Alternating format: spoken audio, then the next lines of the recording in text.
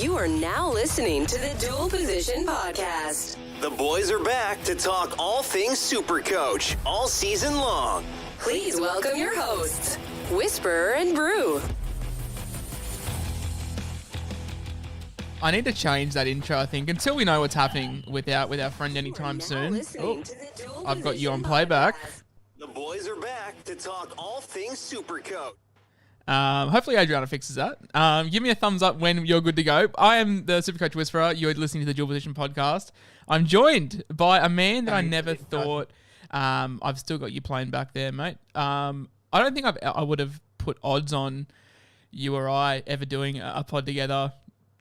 Fast forward or think back 12 months ago, there was... hang on. I've got some playback from you, my man. I think we're good now. We're good now. Sorry about that. I don't think 12 months ago this podcast would have ever happened, but it's funny how things change, friendships happen, and we build on those. How you going, mate?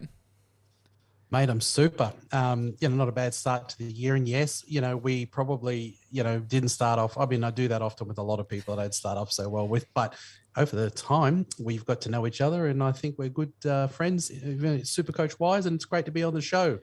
I had you on my show, and it's a pleasure to be here. We both have huge egos, huge personalities, and I think we'll both admit that. And they probably clash a bit at times when obviously you and I sort of first came onto the scene about 12 months ago. But no, I'm very, very happy we got past it.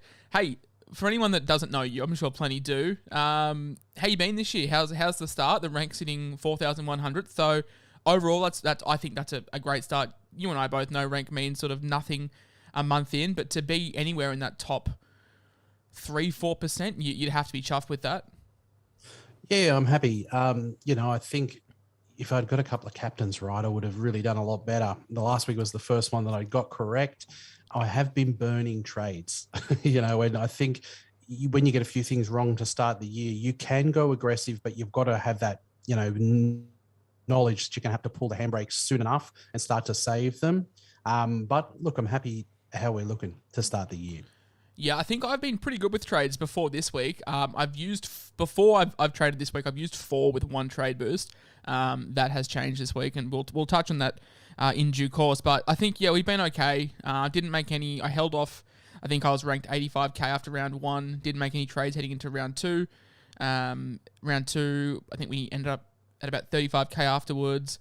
Then we pulled the trigger and did the trade boost. We had 3, and then we shot up to 1700th.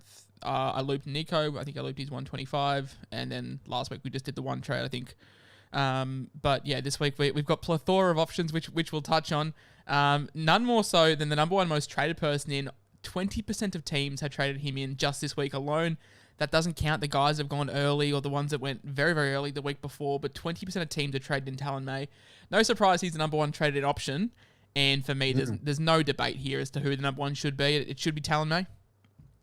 Absolutely. He's been banging out huge scores. A lot of people have gone early. I even went early last week, but you got to get him now. It's a lovely matchup too. So get him in. Yeah, I was one of the very, very lucky few that went super early. The first week he was named, I think we were forced to, and it's paid huge dividends. I am surprised about number 2. I thought number 3 in Talatau Cooler would be higher than Sifa Talakai in 2.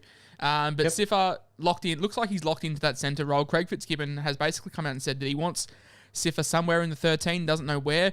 And look, I'm no Sharks analysis, but it looks like Teague Wilton and Wade Graham will be fighting out for the left 2RF spot. Britton Nakora locked down the other one. So basically be a battle between Sifa Talakai and Connor Tracy. And I think you have the same opinion as me, that Connor Tracy's just got, hey, I'm a utility written all across his head, and that could force Braden Trindle out. So I think this spot for Talakai is pretty safe. It's a bit frustrating, obviously, with the Daily Telegraph today releasing the position upgrades for next week. It was annoying that Sifa didn't get that centre wing eligibility, but we have been blessed with the guys like Tago and Firma. You can't complain, but it's, I don't know, they've named someone like a Josh King as a 2RF / front row forward because of injuries, but yet they've said Talakai is not going to get it because he hasn't, like, quote unquote, won the spot. Yeah, it's a little bit black and white, and I worried about this in the preseason as to them not sticking with the true rule. Yeah, I'm not happy about it. I've voiced it in a chat that I'm in there with Sangster. I mean, he's named 2 games to start in centre wing. That's enough for me. He should be dual, and it's just a balls up. I don't know why they're announcing the ones that are going to get changed over before the end of round 5. We see Talakai named today. They could have announced it, and I think he fits the criteria to get the dual. I think a lot of people will probably bring him in thinking you can slot him down into your centre wing, and he's a beast. I don't know what those numbers are going to look like later on, closer to kickoff, but he's been brought in because he smashed it. He gave Gagai an absolute bath last week. So, yeah, I think it's a bit of a balls up by the old guys at the telly to announce it before, the teams. But, it is what it is, and people are going to bring him in. Yeah, considering Jason Tamalolo, I think, has played similar game time at prop as to what Talakai has in the back row, and Lolo's gained front row forward status. It's a bit how you're going. But in saying that, though, he really just did boss Dane Gagai all game. And the Sharks draw, look, they've got Melbourne next week, but we saw Pengai score 82 points, who's a similar sort of mould of player, just a big, strong ball runner. He scored 82 points with 7 offloads against Melbourne, so I don't see why Talakai couldn't. He's playing on the left. He'd be up against Remus Smith on the right. Look, a harder challenge if he's up against Justin Olam, but against Remus Smith and Xavier Coates, I'm not too scared about playing Talakai next week if you owned either. And then after that, I think it's the Broncos, the Warriors, the Tigers this week. There's a plethora of good matchups for the Sharks. And Talakai, if he continues the form, us long-term super coaches know what a beast he is. And I made it no secret that I think he could be a 70-point average kind of guy if he got consistent game time. But the problem is he's never sort of had that in recent years. Yeah, I mean, if you're going to do this, you're going to say the pros, he's got a minus 36 BE. He has been named to start in the centre wing. And, but it is going to be a risk because we do know that Tracy's in that background, and it's not a guarantee that he's not going to come and take that spot back, in which place, Talakai is going to go back to the bench. But at the moment, it looks good. Nice negative break even. Named to start in the centre wing. So I don't have any problem with it. And I don't see why you'd break up a winning formula. I mean, the Sharks have been playing well, and unless it goes pear-shaped against Melbourne next week and they get absolutely decimated, I think Craig Fitzgibbon would take maybe a 24-16 or 24-18 loss, and you'd say, okay, that's fine. But if it's, 40-0, then you might have to reevaluate. So next week will be the telling factor for us. As I said, number 3, surprised he's not number 2, is Tuatau Kola, 175k, named at fullback with Turbo out for up to 4 weeks, or at least 4 weeks. No real surprise here. This is the last week that you'll get to see him for free, and then his price goes up next week. So 175k, negative break even. Manly are not great without Turbo, but still, it's hard to pass up a 175k bloke playing fullback. 100%. I mean, he's going to be someone I rely on this week because I'm rocking Cobbo and Billy Smith on the bench. So I know it's going to be a rainy game, they say, but he's 170 and he's played fullback. So I think, he's not a huge negative one. So you technically could wait another week if you really wanted to, -7, because he had that bench game, as his first game. But, you bring him in, I'm going to play him this week because I'd rather play him over Cobbo. Playing fullback. Selwyn Cobbo, a touchy subject that we will touch on in due course. Hey, number 4, I'm surprised he is coming in by 7.6% of teams. I felt he should have been owned by 100% of teams in the preseason and repaid the favour for everyone that held. Ryan Pappenhausen, the thing that really struck me is, when Turbo was in sort of full flight last year, he was just taking front row forward hit-ups 5 metres out and just trying to crash over. Pap took one of those and scored off a Harry Grant try assist. And to me, I don't know if I'm reading too much into it, but it just shows that he's got a lot of confidence back and just playing footy on the front foot, and he just looks an absolute weapon. Very similar to the game against the Broncos last year, where do you have 120 points to halftime or something like that, and he had 3 tries in the space of 15 minutes. Is this the Pap of old, or is he back to sort of pre-concussion full force of confidence? I reckon so. I mean, there was lots of handles from other players in that Melbourne, victory on the weekend, but he was there for every one of them, just looming up. And I think he's outstanding. I don't know why people didn't have him. They might have gone to Teddy and Turbo. Yeah. So obviously with Turbo Downs made it an easy decision for people. And I'm a Raiders fan. You can see that on the screen. I really think he is captain material again this week. But it makes sense. If you didn't have him, you bring him in. I can't believe he's 47% owned. Yeah, I feel like even 47%, that's unders. I feel it's got to be higher. He was the cheapest out of the 3, the premium fullbacks. I had a hot take that I felt like he could have challenged Turbo to be the fullback 1 this year. It's looking like Turbo is not going to be that, at least for the first 10 weeks. He's out for 4 of them. So, yeah, well, I just think Pap, he's absolute must-have in my opinion. And I don't use that term lightly, but must-have for Ryan Pappenhausen. Number 5, I'm torn on this one because Harry Grant, 644K. He's played 2 games in, 4 weeks. He had the suspension, had the COVID. Owners have not seen a price rise, and now everyone can get on at basically the bottom dollar rate. I'm going to be skipping on him because I just don't have 644K to spend at hooker, but it's hard to say no to anyone that does. He's the best hooker in the game. All us podcasters said that all preseason. No genius take there, but he's just excelling, isn't he? 2 games, has looked phenomenal in both of them. Hasn't missed a beat. Yeah, I agree. I started with him because I got the irrits with Hooker last year, and I haven't regretted it, even though he has had some games out. I was spewing because I was playing Randall, getting the low scores, and then last week I don't play Randall, and he gets a good score. But Grant is an absolute weapon, and if you're someone that just wants to put a guy in there and you don't have to worry about him for the rest of the year, apart from maybe injury, he's the guy. I just think, if you're making plans for Clearys and stuff like that, maybe I don't know if you want to fork it out, maybe you stick to your plans, but he's a gun hooker. He's going to be the number 1 hooker this year. So, I get it. Can you understand paying 80K less for Damien Cook, who's had, I think, scores of 71 and 69 in back-to-back games, or would you just fork out the extra 80K or whatever it is just to get Grant for that maybe 80-point game that he's got in him?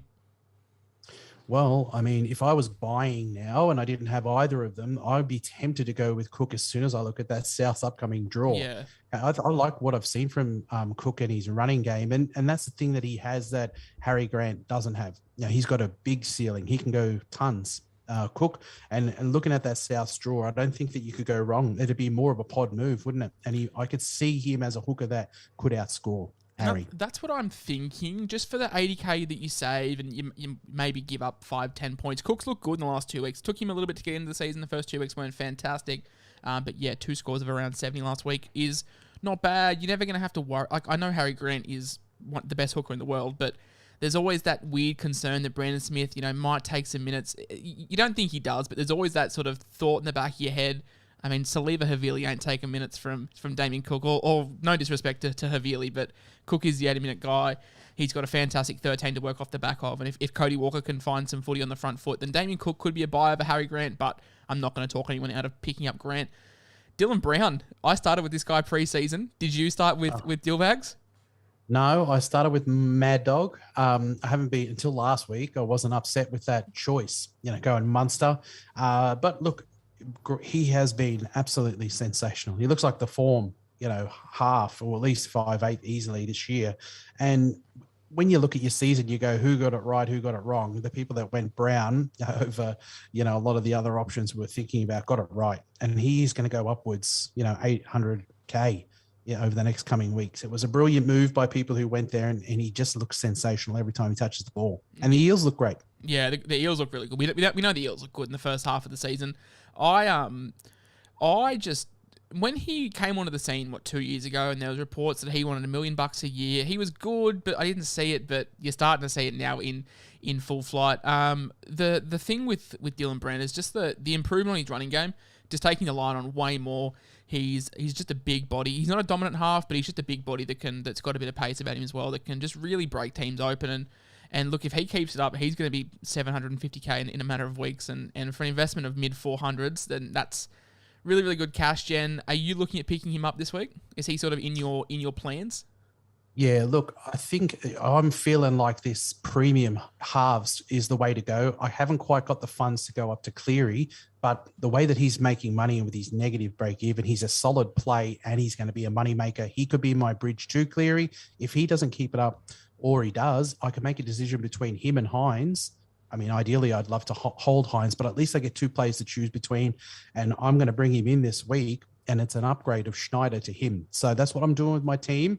It's a nice negative break even. He's going to continue making money, and the bridge to Cleary is going to be next to nothing if that's what I want to do. Yeah, the thing that really enticed me about Dylan Brown in the preseason was just how bad he was last year and still averaged 52 with 3 or 4 attacking outputs. He had no try assist or anything. So I just thought in the preseason, if he can just find the promise that we thought he had, a base of 40 thereabouts, a floor of 40. Who knows what he can be? And yeah, it's worked out well. Hey, I was panicking after round 1 when they had Jacob Arthurs on the bench and there was an injury. He got moved to centre, and I was like, oh god, is this going to be some kind of like weird Jacob Arthur rotation? But we held firm, and thankfully, paid dividends. 2 fantastic scores in back-to-back weeks, and pretty good matchup until round 9 or 10, I'm pretty sure. Yeah, I mean, that's the reason I bring him in, because you kind of look at these players that you absolutely, loathe watching. And I've been up against these guys in head-to-heads that have just rolled me, because of Dylan Brown, so get him in. Yeah, I was in our Podmasters League. I think I was 80 points behind heading into the last game, and it was just Dylan Brown as the unique. And yeah, it was nice because he had about 80 points after 20 minutes, so it kind of sealed the win there. Number 7. I basically had a bye because I was playing Sangster.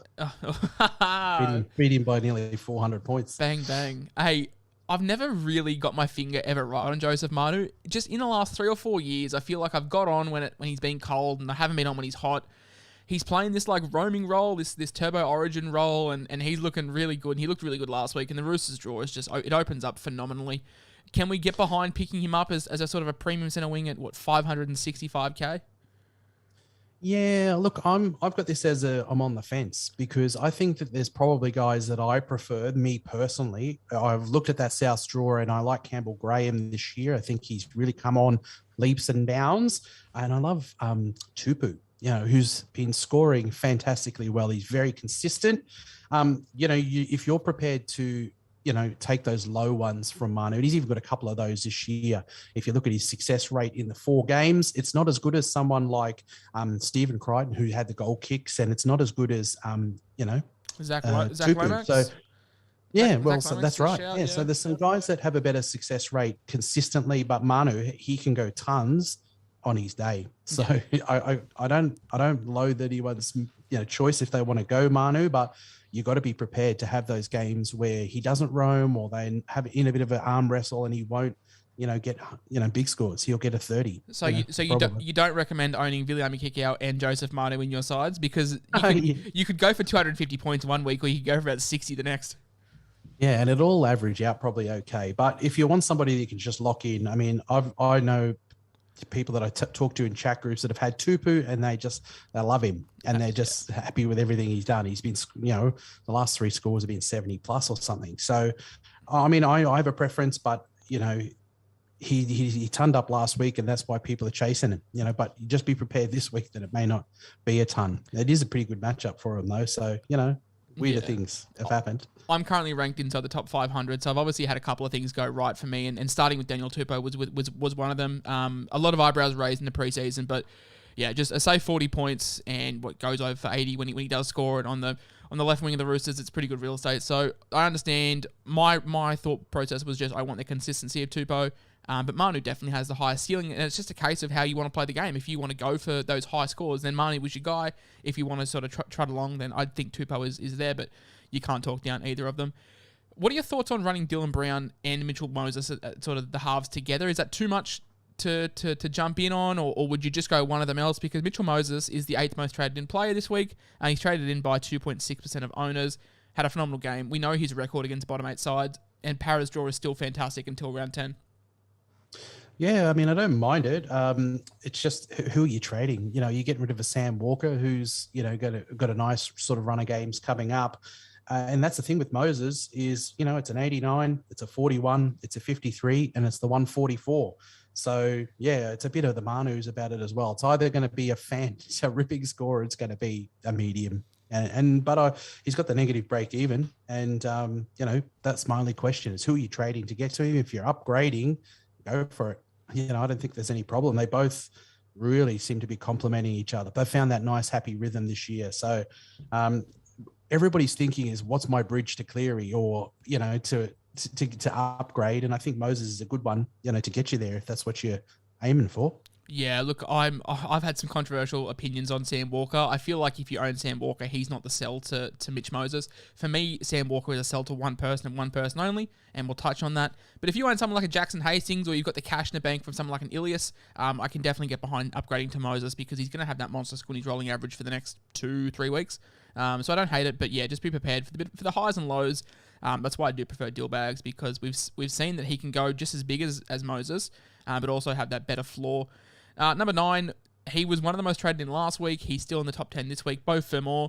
A lot of people would reverse their trades last week, and I'm sure the ones that are bringing him in this week were the ones that planned to bring him in last week. Still got that minus 26 break even. Looks really good next to AJ. Interesting to see what happens when he's back. Does Kevin Proctor, no, not Kevin Proctor, but does Fafita go back to the right edge where Proctor played, and does Firma go back to the left where it was working well? Or do they keep Fafita on the left? Either or, I'm not too fussed. Firma is a 40 or an 80 kind of guy, but still with a minus 27 break even, 2 RF centre wing, 440k. There's still plenty of cash to be milked out of him before you sell him on. Yep, I agree. I started with him this year. I just wanted something that I could get a base of 50 in the centre wing if I need it. And he's got that handy dual, nice negative break even. I think he will go back to the left. It's not like Fafita did anything that commands a left spot this week, and I thought Firma looked great on the left. I don't think he'd be bad on the right either, but I understand why people are bringing him in. You're getting scores from Cobbo, and you're losing Billy Smith for weeks, and Amon starting on the bench getting -1. So, you want to lock in a Fermor. He's got money to make as well. So, yep, and he's a solid play, I think, as well, in most every game. Or you play him in every game, of course. I get it. Just on Amone, I am filthy because... Look, I've been playing Supercoach for 7 years. I didn't even realise that the whole minus score AE thing. I'm filthy because I don't have a own. I wanted everyone to get punished that had to play him, so I am filthy about that. Mate, I play a lot of cashies, and I've got like a nemesis in these cashies. It's a lady called Bron. She, had a did not play. She didn't get firmware out of her team, and I was figuring that she was going to get the -1 from Amon. She got the JTB 20 something, and she beat me by 3 points. I was really miffed about it. Spewing. I mean, look, fundamentally, I think if you get an AE, it's a bit of a lottery, and yeah, it sucks that it's going to be a -1, but it's supposed to be the lowest scorer on your bench, and he played 14 minutes of a game. It's not like he can't. Minutes. He didn't come on for a 1 or 2 minute stint. No, he was on for a decent while to get -1. That's not good. Oh, maybe they have to tweak it that the minus does count if they play more than 5 minutes. Yeah. But I felt very, very ripped off. I never say that to Bron, but now if she watches this, there you go, Bron. I'm dirty on it. When I found out at about 12 o'clock on Monday, I was perplexed and a little bit filthy because look, I still had a great week, but I could have had a better week if people got stung with the moan. I tell you what, I slammed Xavier Coates all preseason from day one until about the Sunday before kickoff. I slammed Xavier Coates, and then somehow he found his way into my side. And I'll tell you what, I have not been disappointed. Oh, mate, I slammed him as well. So there's, you're going to get teens out of him, and get ready for teens. He'll score some tries, but he's been, scoring tries. He's scored well in every game, really. 45's acceptable, 60, 87. I still think that there's going to be a score in the teens if there's not a lot of tries there. But, I mean, he's one of those ones that you got right. I mean, I'm looking at things that I can do this week, and he's certainly one that comes into my, thinking. He's been a good purchase for people. I know that Big Tim Williams from the playbook was huge on him, and I was against it. But, there you go. He goes to that better system, and there's a lot more tries on offer. And I think he's looking pretty good. When he took that intercept and I saw him running, I saw Addo Carr chase him down, and I was like, oh God. But then I forgot that Xavier Coates is also very quick. But look, mate, you're right though, because I think at about 35 minutes he had 45 points, and that was after the try with the line break. So I'm like, oh God, if he doesn't score any more attacking stats here, we're in trouble. But thankfully, piled on some junk at the end and got up to around that 85, 90 mark. So you can't be too upset with that. But yeah, it's the Alex Johnson syndrome, isn't it? Like, this attack is going to dry up eventually, and we just have to work out when we're jumping off. And hopefully it's not anytime soon, because he's a play for me until we can get a Lomax or a Campbell Graham or someone like that moving forward. But that's going to round out the top 10 most bought. I think we're in agreement with a lot of them, especially Talon. Like, he is the buy of the week. I would also have Cooler above Talakai, but sort of each their own. I think it's 9% to 8%, so it's splitting hairs there between coaches. But the top three, I'm happy with. Talakai probably the biggest punt if we can dodge this Tracy thing, but there is definitely upside there. Yep. Mate, number 1 on the most solid list. He was hooked. He had a -1 after 15 minutes. We've touched on him already. Talatau Moan, 264k. He's lost 20k already. We all had high hopes for him in the preseason. I was pumping his tyres up dramatically, and somehow he didn't find his way into my side. It seems like the guys that I talked crap on and somehow found their way into my sides, and the guys I was highs on but somehow didn't get them in, has worked out well, but this experiment hasn't worked well. And I wouldn't be surprised to see someone like a Jaden Sullivan potentially come in soon enough and take that spot from Amon. Yeah, absolutely. But he's got the BE of 68 this week, so he's going to start losing money if he's on that bench. How do you have a BE of 68 when you're 260k? That's similar to Jai Momasia, and he's lost money at 200k, and so is Trent Lolohea. I don't know how it's possible. Yeah, so I mean, look, when you've got options this week like May and Cooler, if you don't know one of them, bank yourself 100k. You know, well, not with May, but that's sideways from someone like Amon to May, who you can play, and he's in a soft as matchup. So I don't get if you selling him, you're on the right track. Get rid of him. I'm getting rid of him. Sold by 9% of coaches. I have to agree with this. Number 2, it's hard to say. I wasn't an owner, and I hate watching him play because he's owned by bloody half the sides in the comp. But every time Tony Staggs gets the ball, he looks so lethal. But the problem is he gets the ball about 4 times a game, and it's just not enough for a guy of his stature. The draw turns are really ugly. They play, I think, 4 top 4 sides in the next month or so, and it's not great. 383k, you've lost 50k on Tony Staggs. 50k, you just got to cut your losses and move on, especially when there's other guys cheaper. You can probably move to a Firma if you bank some cash, or you can just move down to a May or a Cooler and free up a lot more money.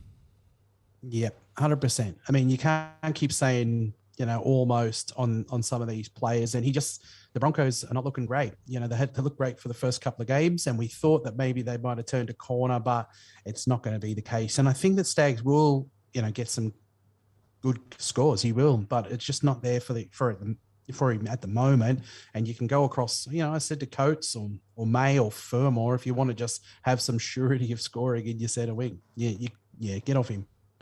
A base plus power of about 85 last year when he played 80-minute games was just too much to pass up on when it came to David Fafita for our sort of round 1 sides. Now, 3.8% of coaches have pulled the pin. Just a disclaimer before we get into my trades, I am also part of the 3.8%. We've lost 72k on David Fafita. Teams are just double and triple teaming him the minute he gets the ball, and it's just one's going low, one's going high, the offloads aren't there, the tackle busts aren't there, the attack just isn't there. I've held on to him for as long as I can, mate. I keep telling myself that, it's going to come good. He had the Tigers last week. He's going to go good then, but it's just, you've got to cut ties. I don't know if you have to cut ties.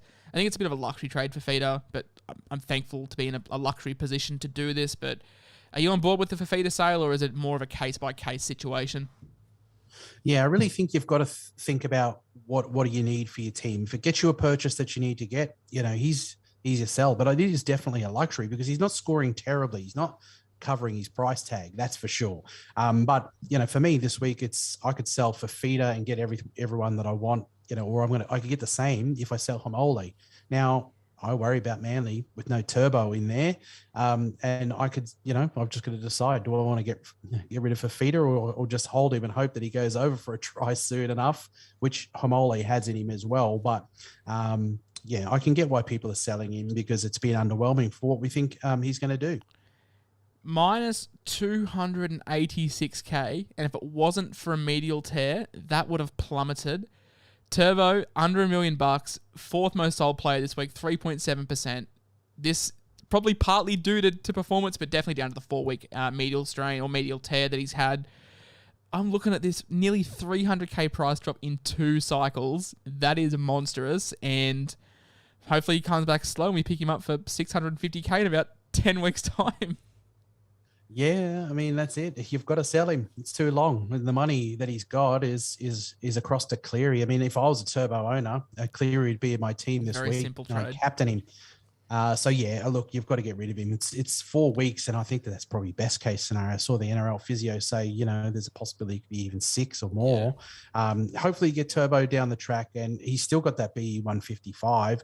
So, hopefully, you can get him later in the year. But yeah, makes sense to sell him. Just not looking like anything of the Turbo of old last year. Had glimpses last week, but downgraded to 87. 87 is fantastic, but when you're paying over $1 million, 87 is nothing. And yeah, it sucks because I think if you held this long, you were in it for the long haul. If you were happy to lose the 300k, you had to sit tight. But now your hand is forced with injury, and it's awful because you've lost the money. I've always said you don't lose money unless you have to sell. Now you've got to sell, and you've just got to take the minus 300k, which is not ideal. Like if you're a Fafita and a Cleary and a Fafita and like a turbo owner, there's like 360k gone in just 1 week of trade. So not ideal. You'll rebuild May, Tago, they'll get it back for you, but yeah, you're on the back foot. Look, if we're selling Tony Staggs, the man outside of him, 282k, he's lost 37k. Selwyn Cobbo, the exact same principles apply for Staggs. I mean, the draw just dries up dramatically. They're not getting the ball. Broncos just look not great. I can understand holding Cobbo. I think Tony Staggs is a sell no matter what. But I think you can hold Cobbo if you went early on May and you've already got May in. You could probably hold Cobbo, or you can probably just take him down to cooler and bank 100k. Yeah, I mean, every time that Staggs gets the ball, he just runs. He doesn't pass. So Cobbo is just catching a cold out there, and Cobbo makes a bunch of mistakes. He doesn't go for runs. I've just got down that he's hopeless. He's hopeless on the wing. You know, but it's no good, and I'm going to have to hold him because Amon's a more pressing sell. You know, with the higher BE, and you know. He's coming off the bench. So I'm going to hold Cobbo this week. I have to, but I'm not going to play him. Can't play him with any confidence. I'll play cooler before I'll play him. So I understand that people are just, 22. It's just no good in your center wing. You can't get 20s. You've got to try to get 50s. So I get it. Do you think Cobbo is in this Broncos side in 3 weeks' time? I think that he is. I think that one thing that they sorely miss is just good yardage out of their own area, which they don't get from Cobbo. Yeah, Jordan Pereira. Over the other side, they're using Corey Oates. He's been fine, I feel. He's been fine. Like, he hasn't done anything wrong. And Farnworth they're taking the tough runs out of the area, but they're getting nothing from Staggs and Cobbo out there. And there's a chance, maybe they say give him some Reggie's time, but look, he's not worth a lot of money. He's 280k. So, you're not going to, I mean, if you haven't got a May or you haven't got a cooler, you could use him for that. God, if Herbie Farnworth was 100k cheaper, I would be all over him, but he's nearly 500k. It's just a gross price. But yeah, I wouldn't mind seeing him drop back to Reggie's for a little bit, getting Jordan Pierre in, because he's going to, what he's going to give you. He's going to give you good yardage, give you a good quick play the ball. And yeah, I just think maybe Cobbo might not be ready enough for first grade just yet. Also, Tyrell Sloan, young kid, came onto the scene amazing last year. His price at the start of the preseason was bumped up because of 2 great games against the Cowboys side who had checked out, and a Bunnies C-grade side when they rested everyone last round of the season. So people were paying for those 2 performances, and came out of the gates round 1. I think he had a 76, looked really great. I know that Des Creek from the playbook had him, and he was loving the performances. But since then, it's sort of gone downhill. Dragons' performances have gone downhill. And yeah, it's pretty clear that Hook Griffin doesn't play Supercoach, or if he does, everyone in his league owns Sloan, and he's decided to cut ties after 4 weeks, not even because he didn't play last week, so 3 weeks basically. Yeah, look, I don't agree with it from Hook, but I'm no coach, am I? I mean, he doesn't really get involved a lot, but I just think you got to let these kids find their legs. Like Moses Mbai at fullback's not any upgrade. What do you mean? He's young, promising, hungry Moses Mbai. He's definitely the future. Yeah. But, so you got to cut ties. You got to accept that it was a mistake, unfortunately, to start with him this year. Look, he's still got some reasonable value there as well. So you can get him off to someone decent. But that's just the way it is. You have to just, lick your wounds and go, it wasn't a good one to start the year with. I'll tell you what, after 60 minutes round 1, I was over the moon with Ethan Bullymore. I think he was on about 10 points, which was great as a non-owner. It was great to see. And then he bust through, got some junk, and then got up to 60 points, and I was filthy. But it's been great to see the downfall of Ethan Bullymore and the owners of Ethan Bullymore. He's finally been cut from the side. Andrew Davies looks like he's getting minutes, and then Josh Usa's just around the corner. You made a whopping 3.6k on Ethan Bullymore, so fantastic investment there. Not much more really to say with Bullymore, is there? It's just it hasn't worked out. Yeah, no, maybe a lot of people saying a trap, and he turned out being a trap. He's more of a middle than he was an edge, and that was, he was signing his death warrant as soon as he started playing edge. The thing with him is, if you're prioritizing what you need to do this week, he's not essential because he's not even in the starting 17. So he's not an urgent sell, but, he's a sell. What a troll this was from Peter Hickey. Just played the first, 2 rounds like a house on fire. Everyone jumped on round 3 before the price rise. He's just gone dud, round 3, round 4. and he's the 8th most sold player this week. You've still made 52k on him, but I'm sure a lot of people that made 52k on him didn't have him from round 1. They would have got on him at round 3 when he's done nothing since. Yeah, I mean, that was one of those ones, wasn't it? I got him as well and then sold him the next week. I made a little bit of money, but how does someone peak that quick? Look, Nanai, he's the problem because Nanai, he's, got a little bit of a head on him now. He thinks he's all that in a slice of toast, and every time he gets the ball, he just runs, and there's no passes sort of going out, out that way. Hiku sort of goes and finds his own points, and that's why, I think it was 40 in the last week or something. It's not the worst, but there's no more money for him. The BE is up to 62 this week, which he could score on if you're lucky. But you've made a little bit of crumb. And that's the thing. His value is decent enough at 412 for you to get, off to someone else who's going to score better. As an NI owner, by all means, Jeremiah, don't pass. Just keep running. As an owner, mate, just you be a hog all you want. Well, he needs it. Otherwise, he's going to score 30. He needs to hog it. He's out. He's out of my side next week. By the way, I think it's peaked. I think it's peaked. Yeah. But with Hiku, like it's rough. Like it just shows you. I tell you what though, it shows you how hot that I've been this year. I was tossing up in round 3 between going Firma and going Firma or Hiku. And I was 3k short of going Hiku. I was filthy that I had to settle for Firma. And I think he scored 90 that week, and Hiku did nothing. And it just swings. It's just luck in Supercoach, man. It literally comes down to 3k that changes me from maybe being 480th to, I don't know, 5k. Yeah. Yeah, it's called kissed on the... I did not. I was not kissed last year. I was cursed. So I'm glad that I'm getting some this year.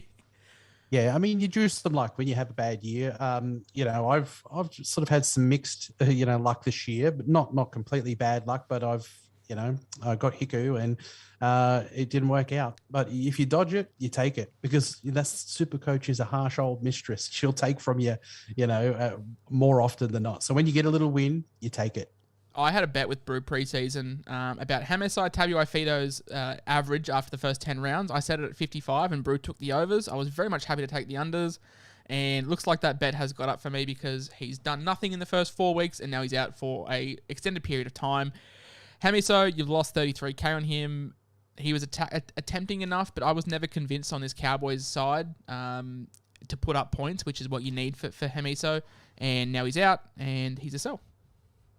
Yep, 100%. Yeah, he's in the same mold as Sloan. They got some attack in them as well, but you get no sort of base out of them at all. So, it's one of those unfortunate things. You move on, he's injured. I'll tell you what, after round 3, Appy Coruscant was like in the top 3 most bought, and same with Hiku, and now he's 10th in the most sold list.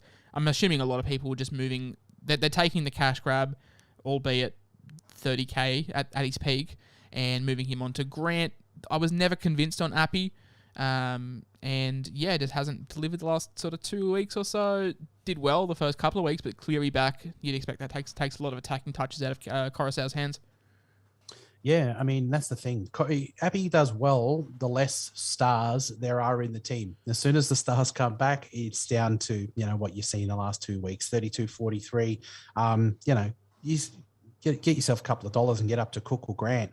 No worries. Now, we skipped a segment. Normally, I'd introduce with the big team list talking points, but basically in those top 10 buy and sold, we sort of covered them. I had Cooler was named at fullback, which is a big tick. Tuolagi escapes that injury. He was on fire. I didn't play him last week because I was worried about his minutes from COVID. And after halftime, I think he had 29 points, and I was like, oh crap! Like Cooler could be on for 60 here, and I haven't played him, but did have that knock and didn't play the second half. But looks like he's escaped injury. Are you forced to play Tuolagi, or if you had the luxury of picking your reserves, would you pick him regardless? Because I'm in this situation. Like I haven't picked him at the moment, but I'm tempted to play him just based off that first half last week. Yeah, I mean, that's the thing. It's a hard one with him because he looks like he's got a Supercoach friendly game and he scores quite well when he's out there. I'm not in love with Garner on the bench and his minutes. I mean, I know it's got to be better than 40 minutes last week, surely, but I'm going to try not to play him this week. I'm going to play Ilias ahead of him. I think it's a good matchup. Spicy. I think I like Ilias for the way he's improving. So look, it's going to be about your team. I don't think it's the worst thing in the world if you play him, and hopefully he gets 60 plus minutes because I think in 60 minutes he'll score you 50. Yeah, and you'll be all right. I'm looking at Chris Randall, who I'm not convinced on. I think last week was a bit of a trap because he had to play bigger minutes. So it's basically my last reserves between Randall, Nanai, Tuolagi, or Ilias, as you said. So I might go the sneaky Ilias route as well. I didn't actually think of him, but yeah, came into his own a little bit last week, so he could be a play. I also had Frizzell named with a bunch of question marks here. Who knows what's going to happen with this? He reportedly had an injury, but looks like he's drank some pickle juice and overcome it. But if you're a Jerome Momasia fan owner, you've got to be filthy. Yeah, there's no Moimasia fans because he's been absolutely wretched with the minutes. When he was on there last week for a little bit of minutes, he was doing okay. We were hoping he was going to start in the second row forward and we could get him kick-started for the year. Look, I'd keep you. I mean, that's the thing. If he's a late out and Moimasia starts, he could be an option to play this week as well. I mean, I think that game, they reckon it's going to be 100 mils of rain. So Jesus. Maybe it's not a wise idea, and maybe not with Randall as well. I mean, last week he did play, bigger minutes. I don't think that that's necessarily going to be the case this week. And if he starts getting 60s every week, then maybe you can think about him as a bench reserve. But there's only been one reasonable score out of him really all year. So I won't be putting an R on him this week. He's bought himself a bit more time in people's sides though, because we've got that 60-something now on his average for another 2 or 3 weeks. So he's brought himself some time, but yeah, I'm not too sure if he's a reliable R option. Scott Drinkwater at 475k gets the nod at fullback, just a crap price to look at. I wasn't keen on Hamiso's price at 400k, so I'm definitely not keen on Drinkwater's price at 470. But do you think he improves Cowboy side at all? I do personally. That's the thing. He's sort of a fleety type player. He seems to get dropped out of the team because it's not consistent. But he has these games where he's absolutely bloody outstanding. So, look, I think he'll come in hungry, and I don't know. I think he'll come in hungry, and I think he might improve. He's got obviously better ball play, than Hammer. So, I'm interested to have a look at him. I mean, the Raiders could use him. I'd take him in a heartbeat. Get him in there and put him definitely. Give me the halves. Drinky and White, and that could be anything. That could be a disaster. That could be a gold mine. I'd put him there instead of White. Put White in a lock. Actually, yeah, White at 13 could be juicy. Better than Whitehead. That's the last talking point. I've already mentioned it, but Hook Griffin clearly doesn't play Supercoach, or if he does, he's up against a fair few of his sides week out because he's dropped Sloan and Amon to the bench. I'm pretty sure, and by at 1, Bird at 6, Jack the Felon playing in the back row with Tarek Sims and Sewer. Like I don't know. People were tipping the Dragons to have an improvement. I was never sold. I'd never liked the recruit. I thought it was just a bunch of old blokes getting one last paycheck. Old blokes that wouldn't really even help the culture. You can understand the Dolphins signing the Bromwich boys and Confusi because they've been there, done it. They've good, wise heads to have. But like Aaron Woods and I don't know, the likes, Francis Molo, they just never really excited me. Moses Mbai and the Dragons, they're just all over the shop. Yeah, I mean, you can see these coaches that are not doing well and they're making mass changes, and it's changes all the time. You look at the teams that are doing well, the Storm, no changes. The Sharks, no changes. The Raiders, no changes. They're an great side, exception top 4 side. But there's this panic in there. I mean, personally, I think if he'd have just stuck with Sloan and Monet, they would have got better mid-season and started to get the handle on things. I don't exclusively hate Jack Bird at 6, but I'm not a big fan of Mbai fullback. And I just think that it's panic coaching because they're not getting the wins. Just a bit off topic and a bit off the run sheet. How disappointing has Jack Bird been? Look, I think he averaged 65 in the back row last year, and mate, with the amount of tries he scored in the first 4 weeks, you thought he would have been averaging close to 80, but he's just been Yeah, I mean, and that's it. It's sort of, it's meat and potato-y type scores, isn't it? And, I think it could be worse. You could have got some that went wrong, but you were definitely better off going someone like Furmore, who was a lot cheaper. People who went Katoa, they're not happy about that choice either. So, you might have got Jack Bird and it hasn't been all that bad, compared to, some of the other ones that we grabbed. Good afternoon. This is your captain speaking. The last 2 weeks have proven pretty crucial for captains. I mean, if you got on Nico Hines 2 weeks ago, you were laughing. If you got on Pappenhausen, you were seeing green arrows all the way to the bank. I've got a spicy one, and Pappenhausen does not feature in my captaincy this week. Yeah, well, that's surprising. I mean, I am a Raiders fan. You know, which team ran Tommy Turbo into form and nearly a ton this year? Yeah, the Raiders. True. But like a warm mudgy compared to a nice crispy chilly day in Canberra. It's not being played in Canberra. Oh, isn't it? Oh, okay, we're putting Pat back in then. Yeah, it's not being played in Canberra. It's one of those games they take away. I don't know exactly where it is. But look, I think that Paps is a strong choice for captain again this week. With some of the people that you've got as an option later, you're playing VC. You're playing in Wagga Wagga. What a happening part of the world. Yeah. Well, I think we're going to get smacked, by the Storm. We've made no changes at the Raiders, so look, I don't mind him. I've said, you could do something like a Teddy VC into a Hines, or you could do a Paps into Hines. Yeah, I'll rephrase what I said. I have Teddy above Paps. I still think Paps is an okay play, but I have Teddy above him in the fullback ranks when it comes to VC this week against the Broncos. Broncos are in turmoil. Their players are punching each other in the head. Kevin Walters is just looking older and older by the week, and it's hard to pass up Teddy after the performance the Roosters put on last week. You just think it gets better and better from there, and I have him as a play as VC over. Are we both in agreement that Hines is a standout captain option this week? Yeah, I think he's going to be my captain, most likely. I'll decide, obviously, between Paps and Teddy. After what I saw from Paps last week, and I think that they're going to put on points. And if there's points, I think the Paps scores well. Teddy, I'd love to just see, what's Teddy's top score this year? Probably 80? What he got last week, so like 87 or something, 890. Yeah, so, I mean, I think they're warming up, though, the Chooks. So I totally get it. If I put a little side note here is that if I had Cleary, he'd be my captain, 100%. I have Cleary. Well, after this week, I do. I don't know if I can trust it. I don't know if I can, but like... You got to be courageous in Supercoach sometimes. I think he's going to... I mean, look, last week it was sort of a mild old re-entry to the game, but in this matchup, you saw what Melbourne did to him. Penrith are humming along. There's going to be points again this week, so I just think he's going to... it was 35 and he looked pretty average last week. So I reckon you can triple that this week easily. If I had Cleary, I'd captain Cleary, no question.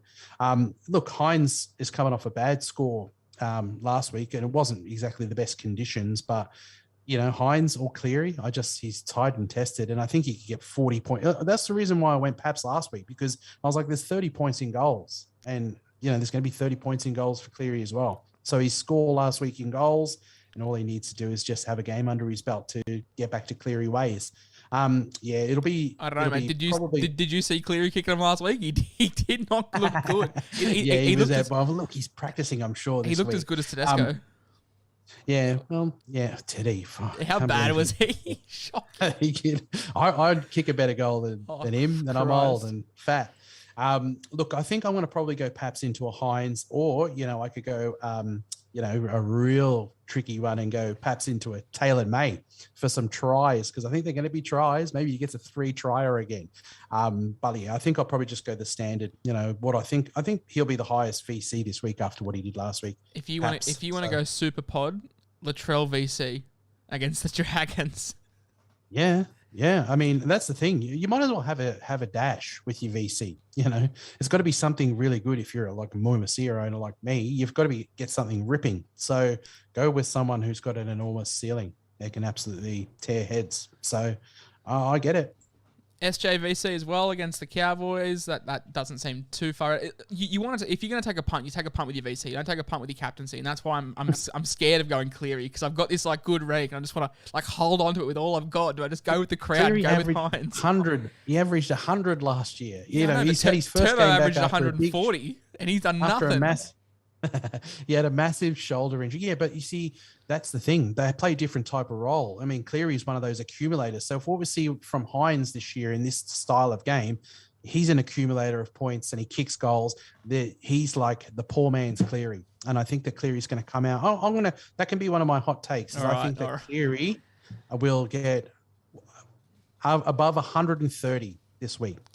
So basically I've written down here Hines C versus Tigers. I think that is the standard option for me, just in general. Like that is the, because not many people own Cleary. I think the most popular captain option is Hines, and it's for good reason. I've got Teddy VC over Pap, and then I put in brackets Fight Me, because I think that's going to get a bit of controversy, considering he's come off the back of 190. And then I also did have Cleary could be a huge pod play, and you talked me into it. So oh god. Hey, let's get on to our hot takes. As the guest, man, I'll let you fire away with your sort of hot takes, and I'll see if we have any similar. Yeah, all right, beautiful. I was saying it's a pod move for you to grab Cleary early and just throw the C on him straight away. Obviously, we know that he's got to play a second game, and then you know what you're looking at, for his price. But I think it's a pod move to go early. I think Mikey from the old Supercoach experience, he's not having a great year, so that's his big play this week. He's going to grab Cleary, and I think he's going to put the captain on him. So I think it's a good pod move to do, because you imagine that when it gets to game 3, everybody's going to bring in Cleary. So if you want to beat the pack, that's when you go and do a pod move, because it could be a huge victory. I think this week, one of my hot takes is to take a look at the matchups and think about who you start and sit. Now, I'm not going to play Schneider if I own him this week against the Melbourne Storm. Tuilagi versus the Sharks, might be a better bet. So I think that if you have a look at your sit and starts, I think that's something that will be very important this week.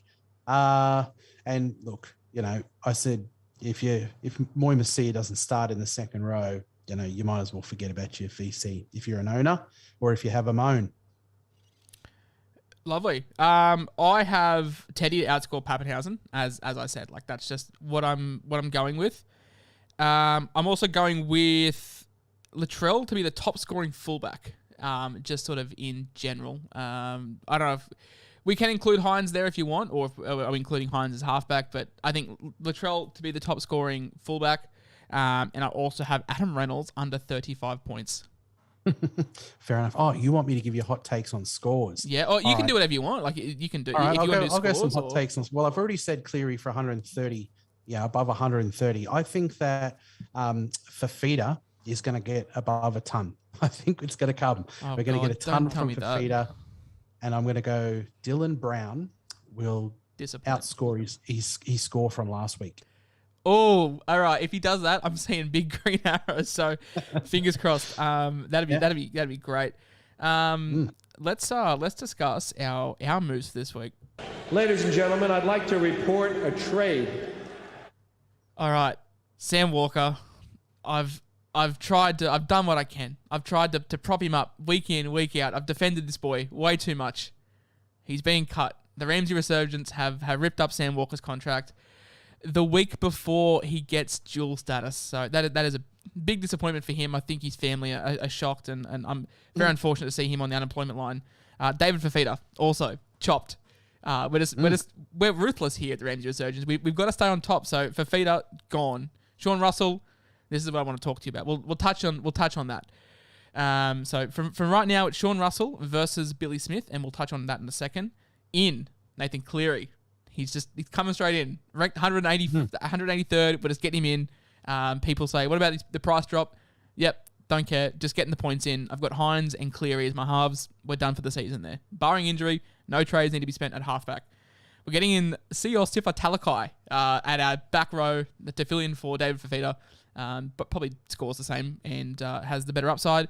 And we're also bringing in Tulatau Kula. No really shocks there. So what I wanted to discuss with you, at the moment, if we open up my Supercoach side, I have traded out Sean Russell. But doing a little bit of thinking before this podcast started, I was against trading Billy Smith because I still think there's some legs in him until Joseph Swally comes back. But if we cut ties with Billy Smith early, we can loop. Now, if we go Sean Russell, we have no loop options because I was going to VC Tedesco, and the only nuff that I would have had is Billy Smith, and you obviously can't nuff the same squad. And I have Vayela as well, but he plays early in the week. But if we trade out Billy Smith and we keep Sean Russell, I think the Roosters play the last game on Saturday, and the Eels play the first game Sunday or something like that. We can drop Xavier Coates and bring in Sean Russell as our loop. Would you recommend me trading out Sean Russell, who probably isn't going to see the side again until like he'll come back, and you might get a week or two out of him, and then Sivo will come back. Or they might even just keep Opachik and Blake. Who knows? Or do we cut ties with Billy Smith, which gives us a chance to loop James Tedesco if he goes large, or even Ryan Pappenhausen, wherever we go with the VC? Yeah, I always think about the round, and if there's some good matchups, and I think I've got a VC chance here. I would be giving myself a chance in some of these matchups this week. Teddy versus the Broncos, Paps versus the Raiders. I would try to take a punt at the VC in there, and I'd go for it. If it was a round where there was only one great matchup, like last week, I think it was obvious that you should go Paps as the captain. Whereas this week, I think there's a bit, you can go a number of options. So I think when I'm, there's a school of thought to play it safe when you're up near the top and not, shoot yourself in the foot. But I think that giving yourself every chance to score the maximum points, and I don't loop a lot, but I'll loop if it's a good score, and you just give yourself 2 bites of the cherry for a good score this week. Now, you say that with Hines playing the Tigers, with Cleary playing the Bulldogs, what are we taking? Is 120 just not enough with these great matchups, or are we pushing more to that 150? I still think 120, like the points are on the table and you've got to take them, but I'm curious as to get your thoughts. Yeah, I mean, look, I've had some rough captains. That's why I can't go I just still got a bad taste in my mouth from getting 30 out of him as a captain earlier in the year. After the first 2 weeks, mate, I was taking 75, 80. I said on the podcast, hey, if my VC gets 80, I'm taking that. Yeah, I said that, I think, when I put it on for feeder, I was like, I'll take 75. Look, I think it's going to be this week at least 120 I'm going to take, because obviously Boy Masia, but he plays the first game, doesn't he? So I'll know what I'm up against. Yeah. Which often changes what I'll take. If he goes and scores at 20 or 30, I'm getting rid of Amone this week. And then I've got Cobbo there. So I can expect probably 20 points as if Moy Masia goes out and scores 20 at least. So yeah, I mean, I'm taking 120. I like points on the board because there's nothing worse than like turning down 100 and then your captain goes out and scores 50. So, when I can't believe that Hines was 20% captain last week. People just went hard. So, yep, I'll take 120 if my VC comes off, unless my VC gets single digits. Fair enough. So, yeah, just to recap my trades are Walker, Fafita, Russell / Billy Smith, probably leaning towards Billy Smith. For Cleary, Talakai, Kula, that is 7 trades gone in 4 rounds and 2 trade boosts done. I don't know about you, how you planned your trade boosts out, but I planned them out to be 1 early, like pre-round 3, 2 over the buys, and 1 for finals, and then 1 for disaster. But yeah, I'm just bombing 1 to get Cleary in, because then, I bomb off a trade boost, but then I'd lock in my halves basically. If price changes go my way, and I said this to you today, just on Facebook, that like if price changes go my way and Cody goes relatively quiet, Ilias can go big, and Nanai can go big. Then I think we can go Nanai to Brodie Jones, and then we can go Lockie Ilias to Cody Walker, and then I'd have a halves combination of Cleary, Hines, Dylan Brown, Cody Walker, fullbacks of Pappy and Teddy, and that's basically my 6, 7, and 1 done until Origin, and then just need to focus on the forwards. But that's me done. We're probably looking at Sam Walker out, Dave Fafita out, and Billy Smith out for Nathan Cleary, CSC for Talakai, and Tulatau Kula. How are what are you called now? The Rapanorama. The Rapanorama, that's right. I couldn't remember if you're the Rapanosaurus. I knew you're something Rapana. But what are you guys doing this week for your trades? Look, I'm going to go this week. I'm going to boost again, and I've already boosted. I'm burning trades. I went 2 in round 1. I boosted in round 2. I boosted last. So I'm going to burn a 3rd boost. I'm going to save 2 for buys and forget about the emergencies. I'll try to just save regular trades. Wait, so you're using a third boost? I'm using a 3rd boost. Look, if anyone knows me in the way I play Supercoach, I play it aggressively. My goal this year is not to run out of trades. So all I'm saying to people who ask me questions on all the socials, they're going, "Oh, I feel so nervous. My team's not right, and I've got things to fix. Should I use it?" I say to them, if you feel like you can't, if you can't show some restraint later, if you know that you can show restraint and save trades, regular trades, keep yourself a couple of boosts, in there and save yourself some trades. So I know I can do that. And if I go and get my trades that I want to do this week, I think I've set my team up that all I have is Moy Masia and money makers. Yeah, and, that's the team, that's fair. Yeah. So, I mean, if you get something out of it, don't just do it for the sake of doing it. And you've got to be prepared to save, So after this week, my intention is to, hopefully no trade next week or one and start banking trades. So I will bank it after this week once I've set up my money and, start saving. But I don't mind the going aggressive to start the year because, you want to go up. You want to head in the right direction. So the plays that I'm making this week, I think, improve the team. And, I'm going to burn a trade to do it. Cool. So what are those trades?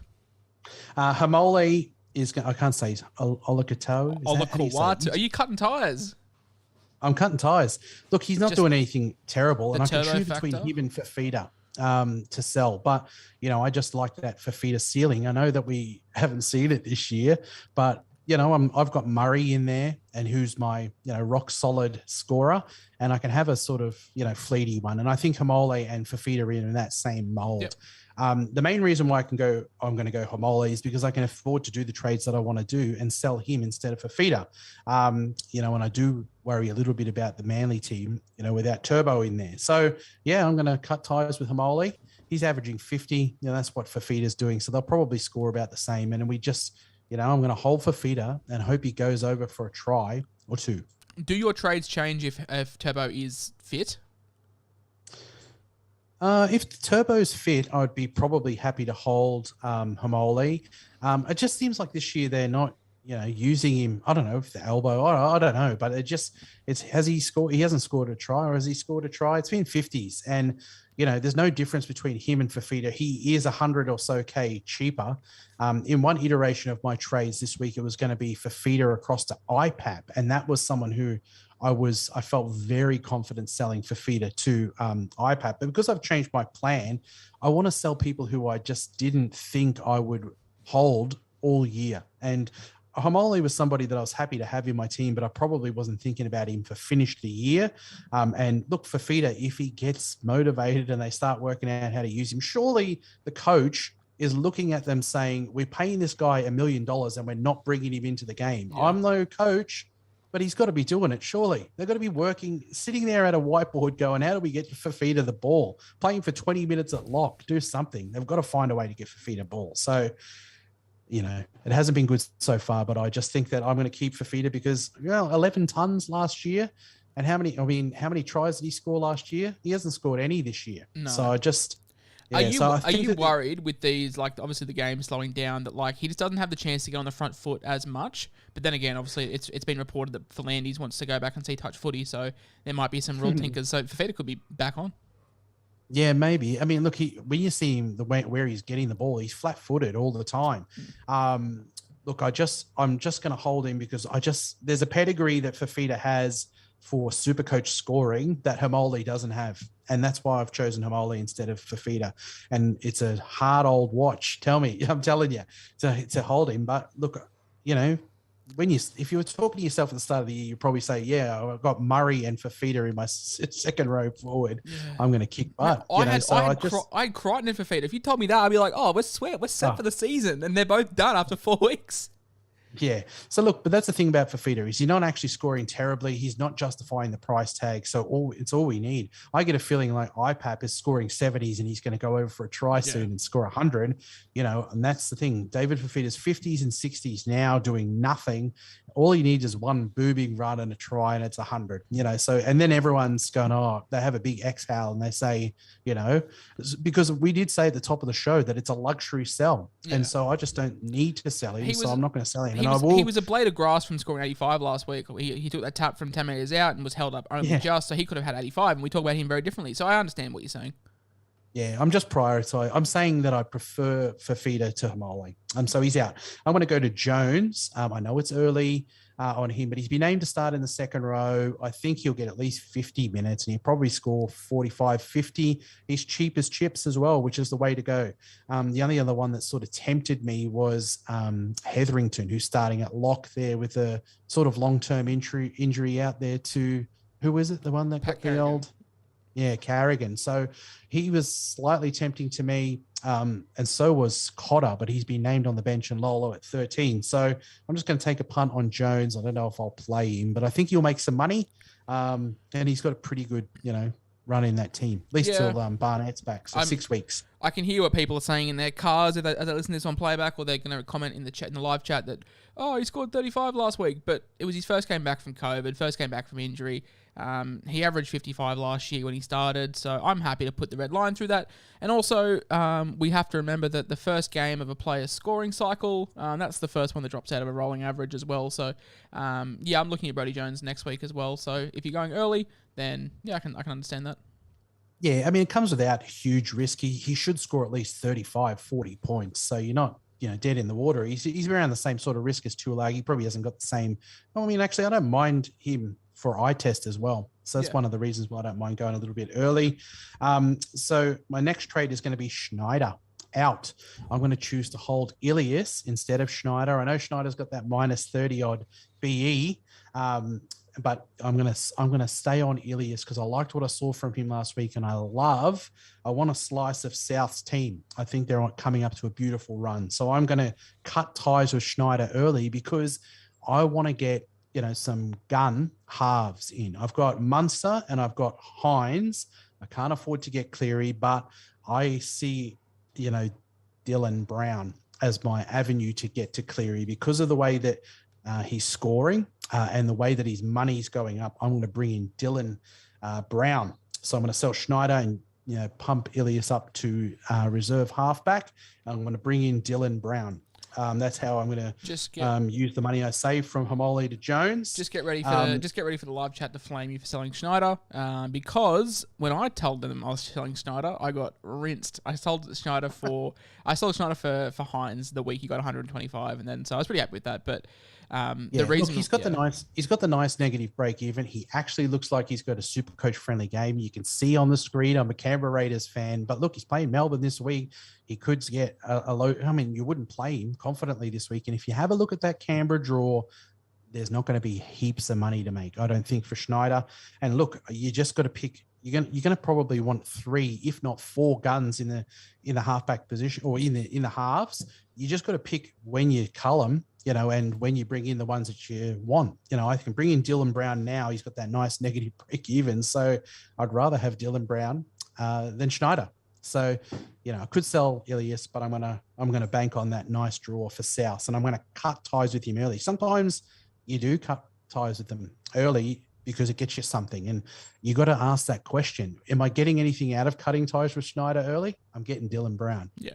And that's why I cut ties. I didn't even get a price for that of Schneider.